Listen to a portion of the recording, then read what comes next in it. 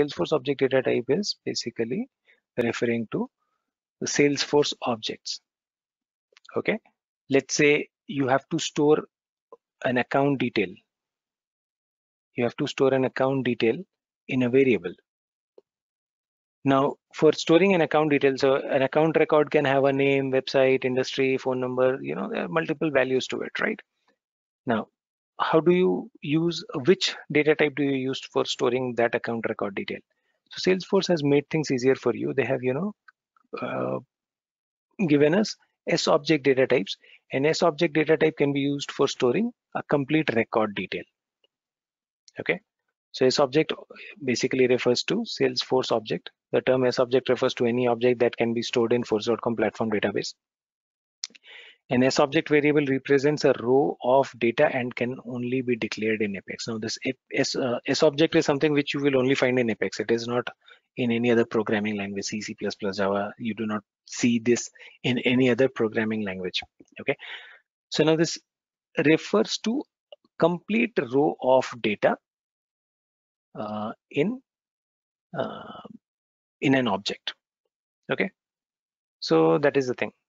Let's look at an example. Account A equals new account. Okay, now when I say account A equals new account, it basically this A is a variable which can store a complete account record. So here the data type is account. This is an S object data type. Okay, so if you look at it, account A, this is the data type, this is the variable. Okay, now I say account A equals new account, and you can put in the values like I've put name equals IBM. You can put in more values to this particular record by giving commas here.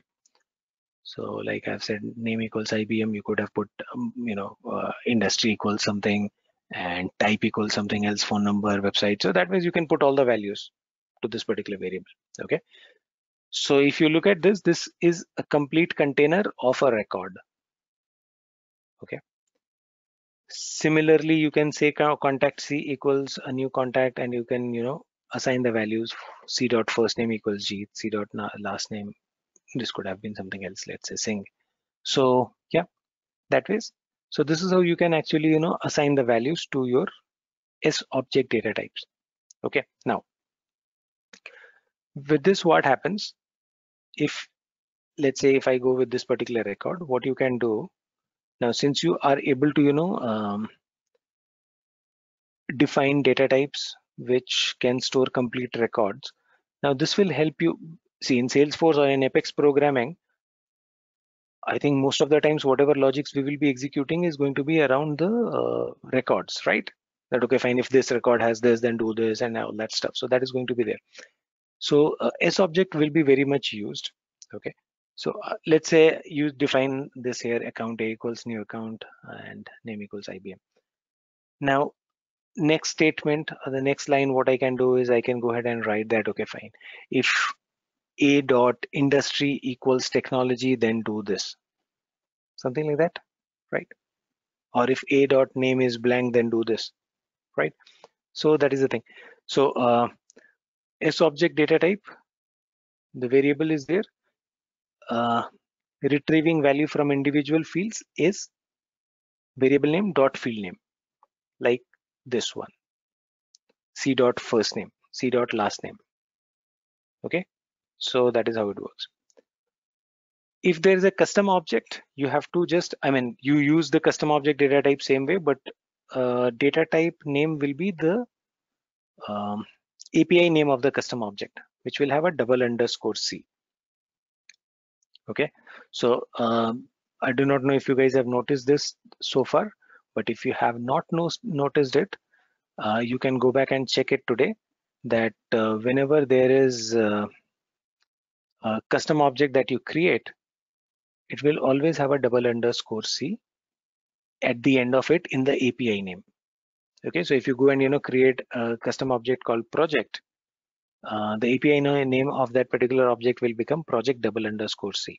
Okay, so this is more of an indication that okay, this is a custom object. All right, so that is the thing.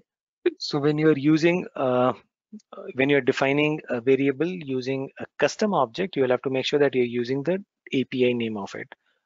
or which will mean that there has to be a double underscore C at the end.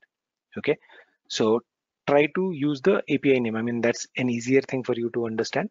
Double underscore C, the reason why I talk about this, because I want you to understand, looking at the code also, you should be able to understand that, okay, fine, this is a custom object. Okay, so API name of a custom object will always have a double underscore C at the end. Remember that. Okay, so if you just, let's say you have a project object, and if you just try to comment, put code project P equals something, it will throw an error. It will not recognize project. It will only recognize project double underscore C because it recognizes only the API names. Okay, so that's about the is object data type. That's all we'll discuss in this video. Thanks for watching. For more videos in this series, you can look for the link in description below or visit my website. Goodbye and take care.